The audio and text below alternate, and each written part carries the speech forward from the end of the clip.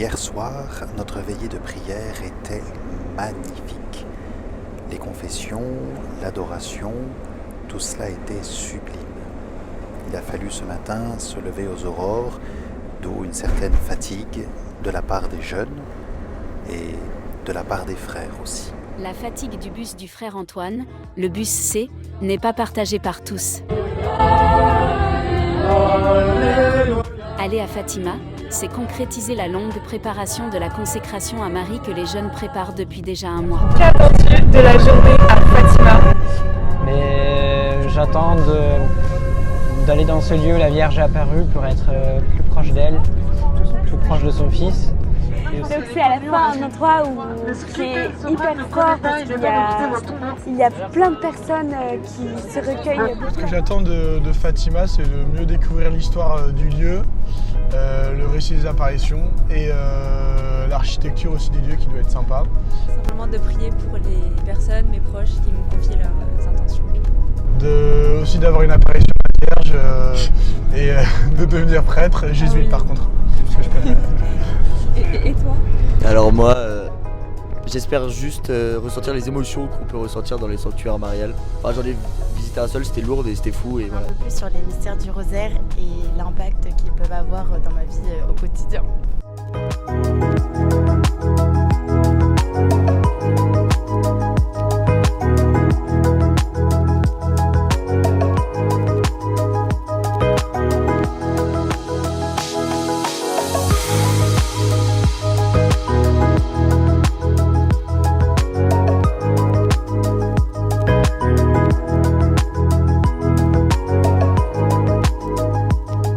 Le sanctuaire Fatima est un lieu spécial au Portugal.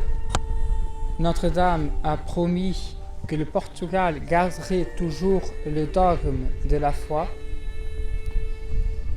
Et je vois, en tant que Portugais, même les Portugais qui ne vont pas tous les dimanches à la messe, ou ne vont quasiment pas à la messe, viennent ici une fois par an. Un peu émouvant, il y a beaucoup de choses en même temps. Je suis hyper content d'être venu, j'étais déjà venu une fois, j'y retourne pour une deuxième fois, toujours plus heureux bien sûr, très touché de retourner dans la cathédrale, d'avoir revu les lieux de l'apparition aussi, le chapelet, etc. Enfin bref, beaucoup de grâce à refaire, je reviendrai, ça c'est sûr. Jésus, le fruit de vos entrailles est béni. Sainte Marie, Mère de Dieu, priez pour nous pauvres pécheurs, maintenant et à l'heure de notre mort. À la fin, c'était émouvant parce qu'on a brûlé les cierges et on a fait des prières pour nos familles. Voulez-vous vous offrir à Dieu? C'est le message de Notre-Dame de Fatima à Hyacinthe, Lucia et Francisco. Et nous avons la chance d'y être aujourd'hui avec tout le groupe de Prédicatio, un des sommets de notre pèlerinage des JMJ. Aujourd'hui, les jeunes qui le désirent vont se consacrer à Dieu par Marie. Qu'est-ce que ça veut dire? Eh bien, Dieu s'est incarné par Marie. Dieu veut que nous prenions le même chemin pour aller à lui. Pour aller au ciel, nous passons par Marie. Ils se sont préparés déjà pour certains depuis plus d'un mois en suivant des vidéos et en faisant des lectures de la Bible quotidiennes. Et aujourd'hui, ils vont prononcer cette consécration à Marie. Soutenez-les par vos prières et rendons grâce à Dieu. Amen. Bienvenue.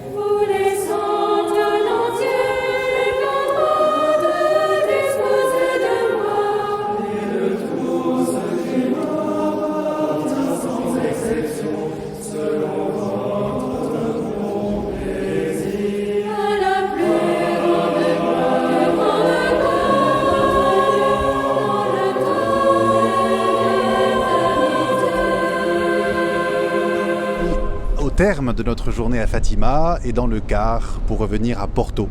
Cette journée s'est bien passée pour les jeunes, elle s'est bien passée pour les frères, mais aujourd'hui interrogeons notre chauffeur Philippe pour savoir comment cette journée au sanctuaire s'est passée. Quelle journée formidable, un temps magnifique, des chants, des messes, un bon déjeuner, un petit moment de ménage parce qu'il faut faire le ménage de temps en temps et voilà, enfin parfait. Et maintenant, je laisse évidemment l'inénérable, l'ineffable, l'inextinguible Vincent Benoît Duret vous présenter les beautés et les splendeurs du sanctuaire.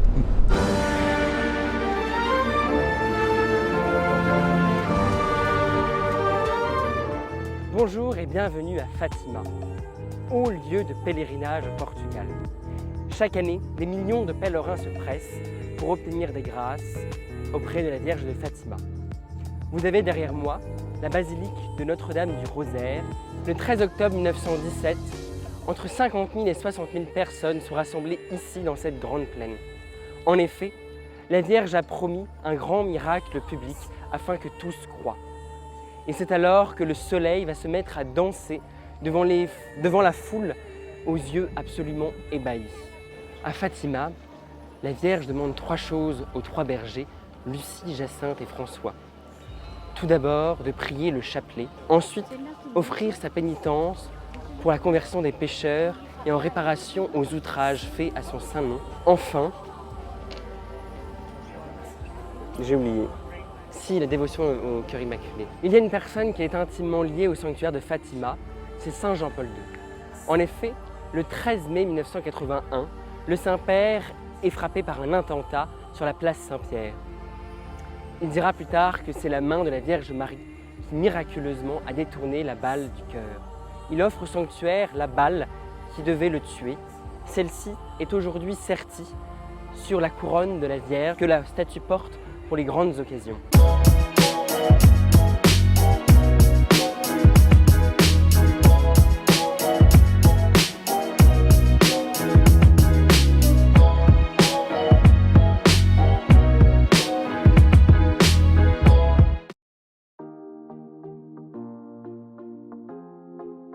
On me demande, est-ce que tu voudrais pas m'offrir un petit coup à boire? Mais pourquoi faire? Je sais pas, ça peut être utile. Je comprends pas très bien la question. Oh, vous êtes mais pas si drôle. vous voulez savoir, bon... não me queres dar um copo? Não me queres dar um copo? Eu não. Ah!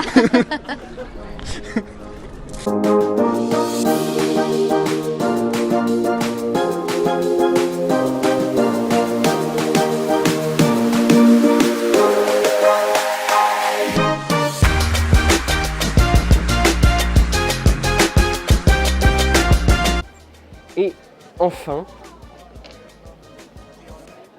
j'ai oublié, mais donc on coupera. Elle demande 2 choses à la Vierge Marie.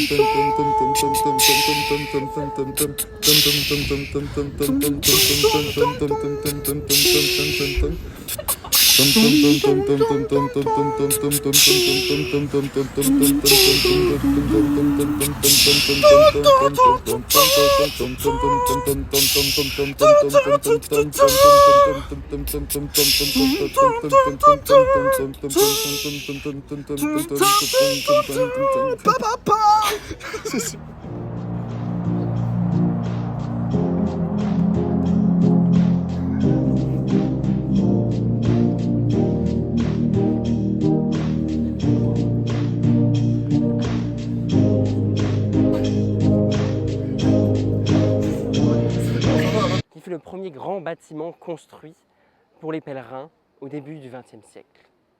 Non, c'est pas au début du XXe siècle, c'est pas grave. C'est 1928. Ça va le faire. Allez, allez. Il y a le bus qui nous attend.